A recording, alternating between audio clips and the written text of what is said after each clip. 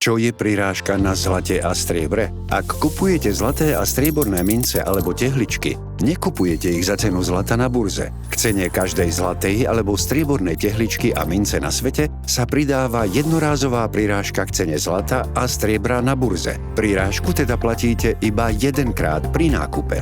Prečo?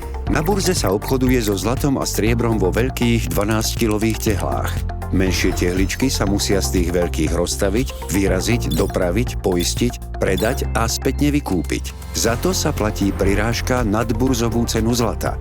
Pozor, nenechajte sa ale nachytať. Prirážka k cene zlata a striebra môže byť u niektorých sporení v zlate a striebre veľmi vysoká. A tak by ste, okrem ostatných poplatkov v sporení, mohli zaplatiť ešte aj zbytočne vysokú prirážku.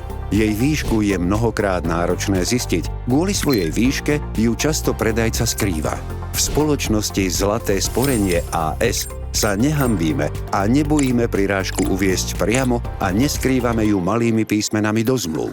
V našom sporení máte bonus v zlate a striebre zadarmo, vďaka čomu je aj vaša prirážka ešte nižšia. Pri minisporení bude vaša prirážka 10,2% po započítaní bonusu vo výške 7%. Pri medium sporení sa vaša prirážka zníži na 8,3% po započítaní bonusu vo výške 9%. A 6,3% prirážku získate pri maxi sporení po započítaní bonusu dosahujúceho 11%. So spoločnosťou Zlaté sporenie AS sporíte najvýhodnejšie v celej Európe vďaka nízkym prirážkam a nulovým vstupným a iným poplatkom.